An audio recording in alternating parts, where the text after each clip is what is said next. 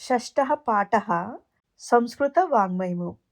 సంస్కృత సాహిత్యంలో భాసకవి సమున్నత స్థానాన్ని అలంకరించారు. క్రీస్తుపూర్వం 3వ శతాబ్దానికి చెందిన భాసుడు 13 నాటకాలను రచించారు. ఆ నాటకాల్లో స్వప్న వాసవదత్తము అందరికీ సుపరిచితము. ఈ నాటకము మహారాజైన ఉదయనుడు, రాణులైన వాసవదత్త, పద్మావతుల జీవితమును ప్రతిబింబింపచేస్తుంది. ఉదయనుడు కౌసుంబికి రాజు. అతని రాజ్యంలో కొన్ని ప్రాంతాలు శత్రువశమైనాయి. వాటిని తిరిగి పొందటానికి పద్మావతి యొక్క పెద్దన్నయ్య సహాయం అవసరం ఉన్నది. పద్మావతి ఉదయనుల వివాహం జరిగితే ఆ సహాయం పొందగలడు. ఉదయనుతో వాసవదత్త ఉన్నంత వరకు పద్మావతితో అతని వివాహం సాధ్యం కాదు. కాబట్టి దేశ శ్రేయస్సు కోసమని రాణి వాసవదత్త, మహామంత్రి యోగంధరాయణుడు ఇద్దరూ కలిసి ఒక ఉపాయం ఆలోచించారు. దాని ప్రకారం లవణక గ్రామంలో వాసవదత్త అగ్ని ప్రమాదంలో మరణించింది అనే వదంతిని వ్యాపింపజేసి దానిని ఉదయనుడు నమ్మేటట్లు చేశారు. యోగంధరాయణుడు ఒక తాపసి వేషం ధరించి వాసవదత్తను పద్మావతితో ఆమె తన సహోదరి అని, భర్త నుండి దూరమైనదని చెప్పి అప్పగించాడు. అప్పుడు పద్మావతి ఉదయనుల వివాహం జరిగింది. ఒకరోజు పద్మావతి ఉద్యాన గృహంలో నిద్రపోతుందని భావించి వాసవదత్త ఆ నిద్రపోతున్న వ్యక్తి ప్రక్కన కూర్చున్నది. కానీ నిజానికి అక్కడున్నది ఉదయనుడే. అతడు తన కలలో కనిపించిన వాసవదత్త పేరును ఉచ్చరించాడు. వాసవదత్త వెంటనే ఆ స్థలం నుండి వెళ్ళిపోయింది. పద్మావతి సోదరుడి సహాయంతో ఉదయనుడి సైన్యము శత్రువులను జయించింది. తరువాత యోగంధరాయణుడు వాసవదత్తతో కలిసి రాజసభకు ప్రవేశించినప్పుడు రాణి, మంత్రి కలిసి పన్నిన పన్నాగాన్ని రాజు తెలుసుకున్నాడు. ఇది నాటక కథ. ఈ నాటకంలో వాసవదత్త పాత్ర చాలా ఉదాత్తమైనది. యోగంధరాయణుడు రాజ్యం మీద నిష్ఠగల మంత్రి. ఈ నాటక రచనా శైలి చాలా సరళమైనది. సంస్కృత భాషతో సామాన్య పరిచయం ఉన్న వారు కూడా ఈ నాటకాన్ని చదివి తెలుసుకోవచ్చును. సప్తామః పాఠః సంస్కృత వాङ्మయ పరిచయం. కావ్యాలలో గద్య, పద్య, చెంపువులని 3 భేదాలున్నాయని తెలుసుకున్నాము. కావ్యాలను ఇంకో విధంగా కూడా విభజించవచ్చు. దృశ్య కావ్యము, శ్రవ్య కావ్యము. దృశ్య కావ్యాలంటే కళ్ళతో చూసే కావ్యాలు, నాటకం మొదలైనవి. చెవితో వినే కావ్యాలు శ్రవ్య కావ్యాలు, మహాకావ్యం మొదలైనవి. మామూలుగా తెలుగులో నాటకం అనే దేనిని అంటామో అది సంస్కృతంలో రూపకం. 10 రకాల రూపకాలున్నాయి. వాటిలో నాటకం కూడా ఒకటి. 10 రూపకాలను తెలిపే శ్లోకం. నాటకం సప్రకరణం బాణః ప్రహసనం డిమః వ్యాయోగ సమవాకారౌ విద్యంకేహ మృగాదశ. కొన్ని ప్రసిద్ధి చెందిన రూపకాలు, వాటి రచయితల పేర్లు తెలుసుకుందాం. అభిజ్ఞాన శాకుంతలం కాళిదాసు, ఉత్తమ రామచరితం భవభూతి, స్వప్న వాసవదత్తం భాసుడు, వేణీ సంహారం భట్ట నారాయణుడు, మృచ్ఛకటికం శూద్రకుడు. కావ్యాలు. సంస్కృత వాङ्మయ ప్రపంచంలో శాస్త్రాలకు ఉన్నట్లే కావ్యాలకు కూడా ఉత్తమమైన స్థానం ఉంది. సంస్కృతంలో కావలసినన్ని కావ్యాలు రచించబడ్డాయి. రామాయణం మొట్టమొదటి కావ్యం. కొన్ని కావ్యాలను, వాటి రచయితలను పరిచయం చేసుకుందాం. పంచమహాకావ్యాలు. రఘువంశం కాళిదాసు, కుమార సంభవం కాళిదాసు, కిరాతార్జునీయము భారవి, శిశుపాల వధము మాఘుడు, నైషధేయ చరితము శ్రీహర్షుడు. ప్రసిద్ధ గద్య కావ్యాలు. కాదంబరి, బాణభట్టు, వాసవదత్త, సుబంధువు, దశకుమార చరితము దండి. ప్రసిద్ధ చంపూ కావ్యాలు. చంపూ రామాయణము, భోజదేవుడు, చంపూ భారతము, అనంతభట్టు, విశ్వగుణాదర్శ చంపు, వెంకటాధ్వరి, నీలకంఠ విజయ చంపు, నీలకంఠ దీక్షితుడు, యశస్తిలక చంపు, సోమదేవుడు. అష్టమః పాఠః సంస్కృత వాङ्మయ పరిచయం. అభిజ్ఞాన శాకుంతలం. కాళిదాసుచే రచించబడిన 3 నాటకాల్లో అభిజ్ఞాన శాకుంతలం అనే నాటకం శాకుంతల నాటకం అనే పేరుతో వ్యవహరిస్తారు. చక్రవర్తి దుష్యంతుడు, శకుంతల యొక్క ప్రణయ కథే ఈ నాటకానికి కథా వస్తువు.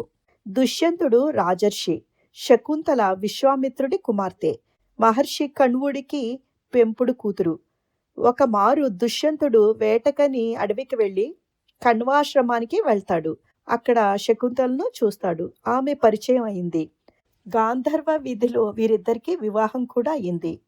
గుర్తు కోసం అంటే అభిజ్ఞానార్థం ఒక ఉంగరాన్ని ఇచ్చి నగరానికి పిలిపించుకుంటానని చెప్పి నగరానికి తిరిగి వెళ్తాడు.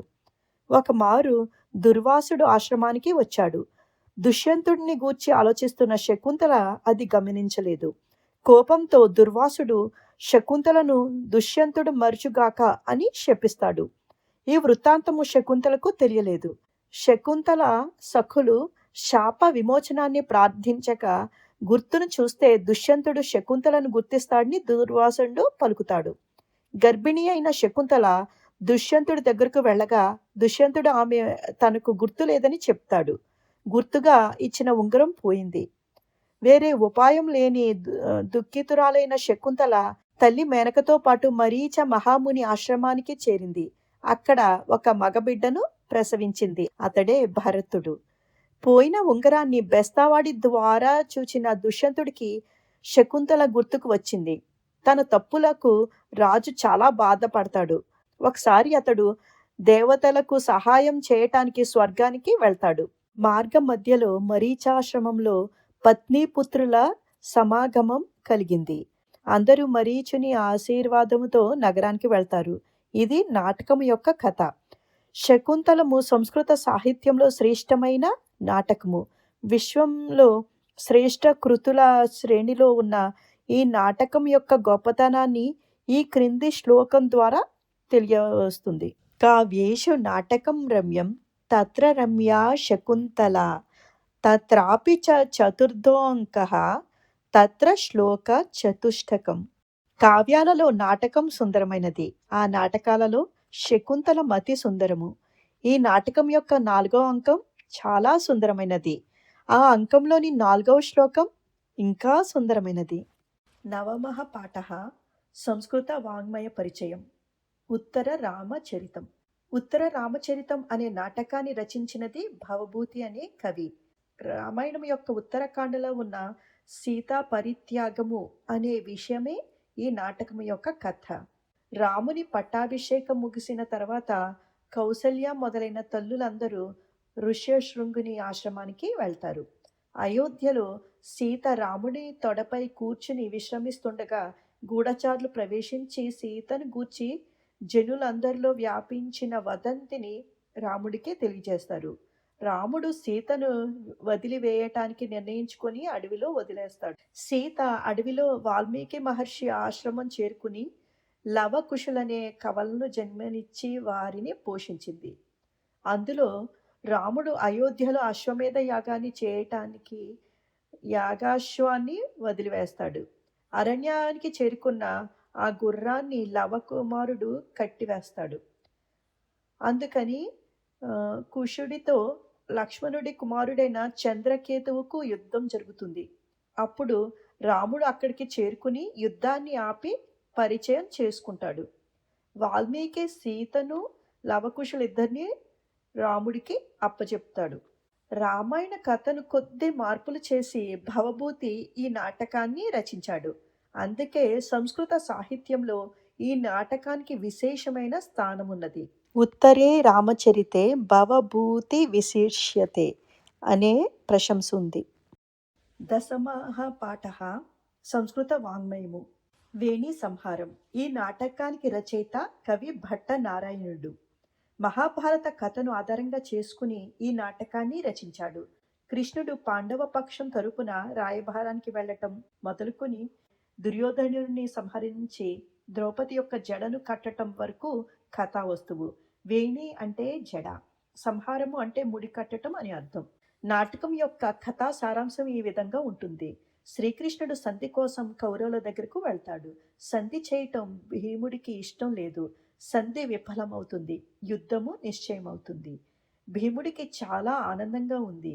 యుద్ధము ఆరంభం అయ్యింది. ద్రోణుడు యుద్ధంలో మరణిస్తాడు. దీంతో ద్రోణుడి పుత్రుడైన అశ్వత్థామకు పాండవులపై కోపం రెండింతలవుతుంది.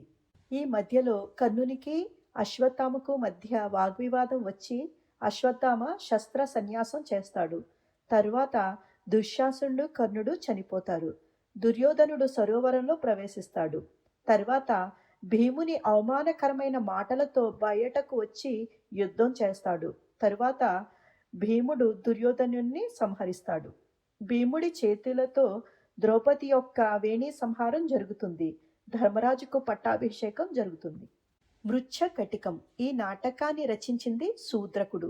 చారుదత్తుడు మరియు వసంతసేనల ప్రణయ కథ ఈ నాటకానికి కథా వస్తువు. నాటకంలో ఉన్న మట్టి బండి వృత్తాంతం ఆధారంగా దీనికి ఆ పేరు వచ్చింది. మృత్ అంటే మన్ను, శకటిక అంటే బండి. ఒకప్పుడు శ్రీమంతుడు అయిన చారుదత్తుడు ప్రస్తుతము బీదవాడు, కానీ చాలా గుణవంతుడు. చారుదత్తుడు అంటే వేశ్య అయిన వసంతసేనకు ఎంతో ప్రేమ. ఒకసారి వసంతసేన తన ఆభరణాలను చారుదత్తుని వద్ద దాచిపెడుతుంది. అయితే అవి దొంగిలించబడతాయి. చారుదత్తుడు ఆభరణాలను జూదంలో ఓడిపోయానని చెప్పి దానికి బదులుగా తన భార్య యొక్క ముత్యాల హారాన్ని వసంతసేనకు ఇస్తాడు. దొంగిలించకపోయిన ఆభరణాలను వసంతసేన సేవిక అయిన మదనిక మూలంగా మళ్ళీ వసంతసేన చేతికి చేరతాయి. వసంతసేన దొరికిన తన ఆభరణాలను తిరిగి చారుదత్తునికి జూదంలో ముత్యాల హారం ఓడిపోయానని చెప్పి ఇవ్వటానికి వెళ్తుంది. అప్పుడు చారుదత్తుని కొడుకు బంగారు బండి కోసం ఏడుస్తూ ఉంటాడు. వసంతసేన మట్టితో చేసిన బండిలో ఆభరణాలను ఉంచుతుంది.